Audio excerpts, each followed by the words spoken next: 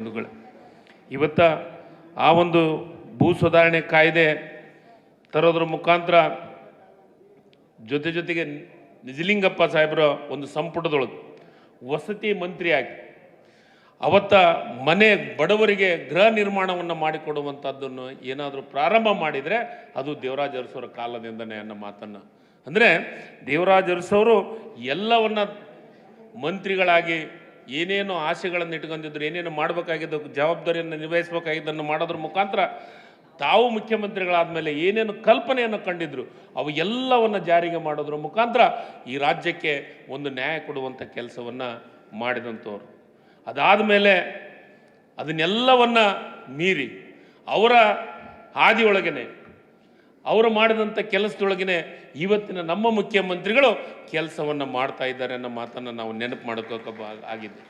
ಇವತ್ತು ಬಡವರು, ದೀನದಲಿತರು, ಸಾಮಾನ್ಯ ಜನರು ಬದುಕು ಕಟ್ಟಿಕೊಡ್ಲಿಕ್ಕೆ ಗೃಹಲಕ್ಷ್ಮಿ ಯೋಜನೆಯನ್ನು 5 ಗ್ಯಾರಂಟಿಗಳನ್ನು ಮಾಡೋದ್ರ ಮುಖಾಂತರ ಇವತ್ತು ಬಡವರು ನೆಮ್ಮದಿಯಿಂದ ಕರ್ನಾಟಕ ರಾಜ್ಯದೊಳಗಿದ್ದಾರೆ ಅಂದರೆ ಅದು ಸನ್ಮಾನ್ಯ ಸಿದ್ದರಾಮಯ್ಯನವರು ಕೊಟ್ಟಂಥ 5 ಗ್ಯಾರಂಟಿಗಳ ಕೊಡುಗೆ ಅಂತ ಹೆಮ್ಮೆಯಿಂದ ಹೇಳ್ಬೇಕಾಗತ್ತೆ ಬಂಧುಗಳು. ಇವನ್ನೆಲ್ಲ ಕೊಡೋದ್ರ ಮುಖಾಂತರ ನಾನು ಅವಾಗವಾಗ ನೆನಪು ಮಾಡ್ಕೊತಾ ಇರ್ತೀನಿ. ಕರ್ನಾಟಕ ರಾಜ್ಯದೊಳಗೆ ಕರ್ನಾಟಕ ರಾಜ್ಯವನ್ನು ಕರ್ನಾಟಕ ಅಂತ ಹೆಸರಿಟ್ಟಂಥದ್ದು ಅಂದಿನ ದೇವರಾಜ ಅರಸವರು. ನೋಡ್ರಿ ಹೆಂಗಿದೆ, ಅಂದು ಕರ್ನಾಟಕವನ್ನು ಹೆಸರಿಟ್ಟರು ದೇವರಾಜ ಅರಸರು. ಅದು ಇವತ್ತು 50 ವರ್ಷ ಆಗಿದೆ. 50 ವರ್ಷ ಆಗಿ 50ನೇ ವರ್ಷದ ಕಾರ್ಯಕ್ರಮ ಮಾಡಲಿಕ್ಕೆ ಅದೇ ಮೈಸೂರು ಜಿಲ್ಲೆಯವರು ದೇವರಾಜ ಅರಸವರ ಪಾಲನೆಯನ್ನು, ಅಂದರೆ ಅದೇ ಹಾದಿಯೊಳಗೆ ಹೊರಟಂಥ ಸಿದ್ದರಾಮಯ್ಯವ್ರ ಕಾಲದೊಳಗೆ 50 ವರ್ಷ ಆಗ್ತಾ ಇದೆ ಅಂದರೆ ಇದಕ್ಕಿಂತ ಹೆಮ್ಮೆ ವಿಷಯ ಏನು ಬೇಕಾಗಿದೆ ಹೇಳಿ. ಅದನ್ನು ಅಂಥ 50 ವರ್ಷದ ಕಾಲಘಟ್ಟದೊಳಗೆ ನಾನು ಕನ್ನಡ ಮತ್ತು ಸಂಸ್ಕೃತಿ ಇಲಾಖೆ ಮಂತ್ರಿ ಆಗಿದ್ದೆ. ಅದು ಭಾಳ ವಿಶೇಷವಾದದ್ದು. ಸಾಮಾನ್ಯರ ಕುಟುಂಬದಿಂದ ನಾನೊಬ್ಬ ಕೂಲಿ ಕಾರ್ಮಿಕನ ಮಗನಾಗಿ ಬಂದಿದ್ದು, ನನ್ನನ್ನು ಗುರುತಿಸಿ ನಮ್ಮ ಸಾಹೇಬರು ಅದನ್ನೇ ಜವಾಬ್ದಾರಿನ ಕೊಟ್ಟಿದ್ದು ನಿಜವಾಗ್ಲೂ ನಾನು ಹೆಮ್ಮೆ ಪಡುವಂಥ ಕೆಲಸ. ಅದಕ್ಕೆ ಇವತ್ತ ಆ ಕರ್ನಾಟಕ 50 ವರ್ಷದ ಕಾರ್ಯಕ್ರಮ ನವೆಂಬರ್ 1ಕ್ಕೆ ಮುಗಿತೈತಿ. ಇಡೀ ವರ್ಷ ಪ್ರತಿ ಒಂದು ವಿಧಾನಸಭಾ ಕ್ಷೇತ್ರಕ್ಕೂ ರಥವನ್ನು ಬಿಟ್ಟು ಆ ಕಾರ್ಯಕ್ರಮ ಮಾಡೋದ್ರ ಮುಖಾಂತರ ಇವತ್ತು ಒಂದು ಇತಿಹಾಸವನ್ನು ಮಾಡುವಂಥ ಕೆಲಸವನ್ನು, ಅದಕ್ಕೆ ಪ್ರೋತ್ಸಾಹ ಏನಾದರೂ ಕೊಟ್ಟಿದ್ರೆ ಸನ್ಮಾನ್ಯ ಸಿದ್ದರಾಮಯ್ಯ ಸಾಹೇಬರು ಅಂದು ಕರ್ನಾಟಕ ಹೆಸರಿಟ್ಟೊತ್ತಿನೊಳಗೆ 2 ಕಡೆ ದೊಡ್ಡ ಕಾರ್ಯಕ್ರಮವನ್ನು ಮಾಡಿದ್ರು. ಅವತ್ತು ಒಂದು ಹಂಪಿಯೊಳಗೆ ಪ್ರಾರಂಭ ಮಾಡಿದ್ರು. ಹಂಪಿಯೊಳಗೆ ದೇವರಾಜ ಅರಸರೇ ಹೋಗಿ ಪ್ರಾರಂಭ ಮಾಡಿದರು. ಅದೇ ರೀತಿ ಈ ಸತೇನೂ 2ನೇ ತಾರೀಕು ನವೆಂಬರ್ 2ನೇ ತಾರೀಕಿಗೆ ಸನ್ಮಾನ್ಯ ಸಿದ್ದರಾಮಯ್ಯ ಸಾಹೇಬರು ಹಂಪಿಗೆ ಬಂದು ಕಾರ್ಯಕ್ರಮವನ್ನು ಉದ್ಘಾಟನೆ ಮಾಡಿ 3ನೇ ತಾರೀಕಿಗೆ ಅಂತ ದೇವರಾಜ ಅರಸರು ಗದಗದೊಳಗೆ ಕಾರ್ಯಕ್ರಮ ಮಾಡಿದರು. ಈ ಸತೆ ಸನ್ಮಾನ್ಯ ಸಿದ್ದರಾಮಯ್ಯ ಸಾಹೇಬರು ಗದಗದೊಳಗೆ 3ನೇ ತಾರೀಕಿಗೆ ಕಾರ್ಯಕ್ರಮವನ್ನು ಮಾಡಿ ಇಡೀ ವರ್ಷ ಕಾರ್ಯಕ್ರಮವನ್ನು ಈ ವರ್ಷ ಮಾಡ್ತಾ ಇದ್ದೀವಿ. ಭಾಳ ವಿಶೇಷವಾಗಿತ್ತು. ಇವತ್ತು ಅದ್ರ ಜೊತೆಗೆ ನಮ್ಮೆಲ್ಲ ಅಕಾಡೆಮಿಯ ಅಧ್ಯಕ್ಷರು, ಸದಸ್ಯರು ಎಲ್ಲರೂ ಸೇರಿ ಈ 4 ತಿಂಗಳ ಸತತವಾದಂಥ ಕಾರ್ಯಕ್ರಮ, ಅಂದರೆ ಇಡೀ ವರ್ಷದ ಕಾರ್ಯಕ್ರಮ ಜೊತೆಗೆ 4 ತಿಂಗಳ, ಅಂದರೆ ಈ ತಿಂಗಳ ಗಡಿನಾಡು ಭಾಗದೊಳಗೆ ಕನ್ನಡಿಗರಿಗೆ ಒಂದು ಸಂದೇಶ ಕೊಡುವಂಥ ಕೆಲಸವನ್ನು ಮಾಡಬೇಕಂತ ಗಡಿನಾಡು ಭಾಗದೊಳಗೆ ಕನ್ನಡ ಕಾರ್ಯಕ್ರಮವನ್ನು ಮಾಡ್ತಾ ಇದ್ದೀವಿ. ಅದಾದ ಮೇಲೆ ರಾಯಚೂರು ಭಾಗದೊಳಗೆ, ಅಂದರೆ ಏನೋ ಗೋಕಾಕ್ ವರದಿ ಜಾರಿಗೆ ಬರಲಿಕ್ಕೆ ಹೋರಾಟವನ್ನು ಮಾಡಿದ ನೆನಪಿಗಾಗಿ ಆ ಒಂದು ಸಾಹಿತಿ ನಮ್ಮ ಬೆಳಮಲಿಯವರ ಒಂದು ನೇತೃತ್ವದೊಳಗೆ ರಾಯಚೂರೊಳಗೆ ಒಂದು ದೊಡ್ಡ ಕಾರ್ಯಕ್ರಮವನ್ನು ಮಾಡ್ತಾ ಇದ್ವಿ. ಅದಕ್ಕೂ ಸಿದ್ದರಾಮಯ್ಯ ಸಾಹೇಬರ ನೇತೃತ್ವವನ್ನು ವಹಿಸ್ಕೊತಾ ಇದ್ದಾರೆ.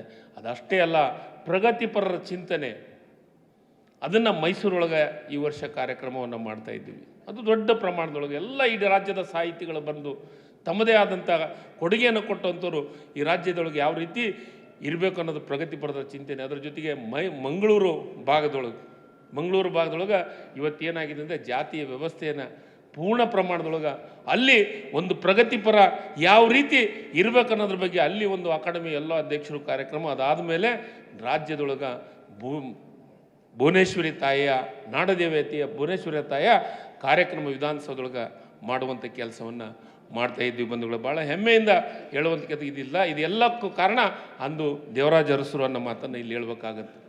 ಅದಕ್ಕೆ ಪ್ರತಿ ವರ್ಷ ನಾವು ದೇವರಾಜ ಅರಸರ ಜನ್ಮದಿನಾಚರಣೆ ದಿವಸ ಒಬ್ಬೊಬ್ಬರನ್ನ ಆಯ್ಕೆಯನ್ನು ಮಾಡಿ, ಆದರ್ಶ ವ್ಯಕ್ತಿಗಳನ್ನು ಆಯ್ಕೆಯನ್ನು ಮಾಡಿ, ಹೋದ ವರ್ಷ ಕಾಗೋಡು ತಿಮ್ಮಪ್ಪರಿಗೆ ಕೊಟ್ಟಿದ್ದೀವಿ ನಾವು ಪ್ರಶಸ್ತಿಯನ್ನು.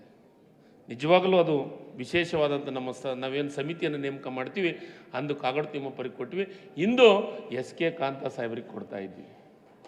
ಭಾಳ ವಿಶೇಷವಾಗಿದೆ ಎಸ್ ಕೆ ಕಾಂತ ಸಾಹೇಬ್ರು.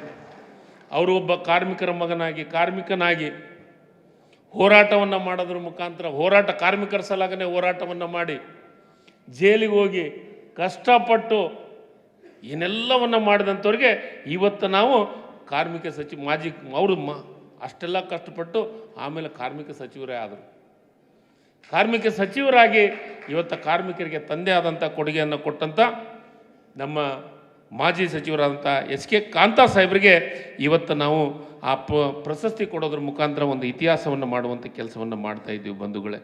ಅವರು ನಾನು ಹೇಳಬೇಕಾಗಿದ್ದು ಅಂದರೆ ಎಸ್ ಕೆ ಕಾಂತ ಸಾಹೇಬ್ ಕಬ್ಬಿನ ಬಾಕಿಗೆ ರೈತರ ಪರಾಗ ಸತ್ಯಾಗ್ರಹವನ್ನು ನಡೆಸಿದರು ಮತ್ತು ಕಲಬುರಗಿ ಜಿಲ್ಲೆಯಲ್ಲಿ ಸಿಮೆಂಟ್ ಫ್ಯಾಕ್ಟ್ರಿ ಸಲುವಾಗಿ ಸಿಮೆಂಟು ಕಾರ್ಖಾನೆ ಕಾರ್ಮಿಕರಿಗೆ ಪರಿಶಿಷ್ಟ ವರ್ಗದವರಿಗೆ ಸಮಸ್ಯೆಗಳ ಬಗ್ಗೆ ಭಾಳಷ್ಟು ಹೋರಾಟವನ್ನು ಮಾಡಿದಂಥದ್ದು ಅಷ್ಟೇ ಅಲ್ಲ, ಕೆರೆಗಳ ರಕ್ಷಣೆಗಾಗಿ ಹೋರಾಟವನ್ನು ಮಾಡಿದ್ದೇನಾದರೂ ಇದ್ದರೆ ಅದು ಎಸ್ ಕೆ ಕಾಂತ್ ಅವರು ಅನ್ನೋ ಮಾತನ್ನು, ಯಾಕಂದರೆ ಇವತ್ತು ಆ ಒಂದು ಅಲ್ಲಿ ದುಡಿಯುವಂಥ ಕಾರ್ಮಿಕರಿಗೆ ಗಡಿ ಭಾಗದಾಗಿರುವಂಥವ್ರಿಗೆ ರೈತರಿಗೆ ಮತ್ತು ಕಾರ್ಮಿಕರ ಬಗ್ಗೆ ವಿಶೇಷವನ್ನು ಕಾಳಜಿಯನ್ನು ಇಟ್ಕೊಂಡಂಥವ್ರನ್ನ ಇವತ್ತು ನಾವು ಗುರುತಿಸಿ ಇವತ್ತು ಒಂದು ಪ್ರಶಸ್ತಿಯನ್ನು ಕೊಡುವಂಥ ಕೆಲಸವನ್ನು ಮಾಡ್ತಾ ಇದ್ದೀವಿ ಬಂಧುಗಳೇ.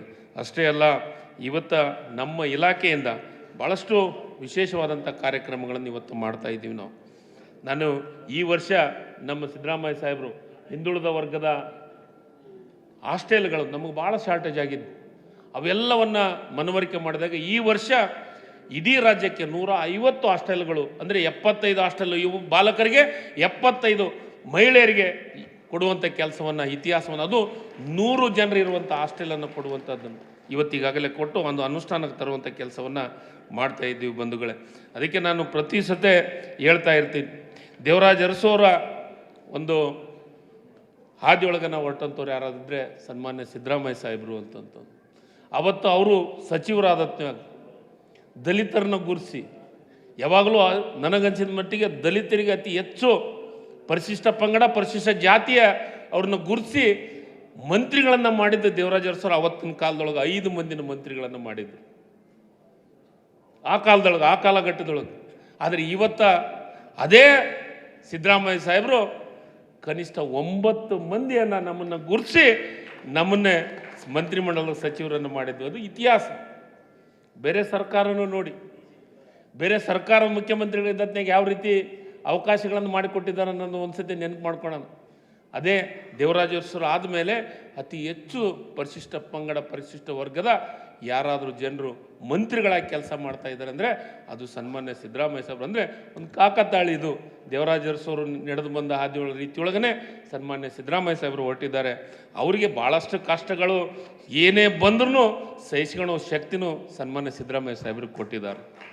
ಅದರ ಜೊತೆಗೆ ಅವರ ಜೊತೆಗೆ ಗಟ್ಟಿಯಾಗಿ ನಾವು ಮಂತ್ರಿಗಳ ಶಾಸಕರಲ್ಲ, ಈ ರಾಜ್ಯದ ಜನರು ಗಟ್ಟಿಯಾಗಿ ನಿಲ್ಲುವಂಥ ಕೆಲಸ ಆಗ್ತಾ ಇದೆ. ಯಾಕಂದರೆ ಅಂಥ ವ್ಯಕ್ತಿತ್ವ, ಅಂಥ ವಿಶೇಷವಾದಂಥ ಗುಣಗಳು ಸಿಗೋದು ಭಾಳ ಅಪರೂಪವಾದಂಥ ವ್ಯಕ್ತಿತ್ವ ಇರುವಂಥವ್ರು ಸನ್ಮಾನ್ಯ ಸಿದ್ದರಾಮಯ್ಯ ಸಾಹೇಬರು. ಇವತ್ತು ದೇವರಾಜ ಅರಸು ಆಚರಣೆ ಮಾಡೋದ್ರ ಮುಖಾಂತರ ಒಂದು ಒಳ್ಳೆಯ ಸಂದೇಶವನ್ನು ಕೊಡೋದಕ್ಕೆ ನಾವೇನು ಹೊರಟಿದ್ದೀವಿ. ಪ್ರಶಸ್ತಿ ಕೊಡೋದ್ರ ಮುಖಾಂತರ ಆ ಕೆಲಸ, ಅವರ ಒಂದು ಮಾರ್ಗದರ್ಶನ, ಅವರ ಒಂದು ಪ್ರೀತಿ ವಿಶ್ವಾಸದ ನಡೆಗಳಿಂದ ನಾವು ಹಿಂದುಳಿದ ವರ್ಗ ಇಲಾಖೆ ಮತ್ತು ಕನ್ನಡ ಸಂಸ್ಕೃತಿ ಕೆಲಸವನ್ನು ಪ್ರಾಮಾಣಿಕ. ಯಾಕಂದರೆ ನೋಡಿ, ನೀವು ದೇವರಾಜ ಅರಸೋರು ವಿಶೇಷವಾಗಿ ಸಾಹಿತಿಗಳ ಬಗ್ಗೆ ಭಾಳಷ್ಟು ಕಾಳಜಿಯನ್ನು ವಹಿಸ್ತಾ ಇದ್ದರು. ಕನ್ನಡದ ಬಗ್ಗೆನೂ ವಿಶೇಷವಾದಂಥ ಕಾಳಜಿಯನ್ನು ವಹಿಸ್ತಾ ಇದ್ದರು.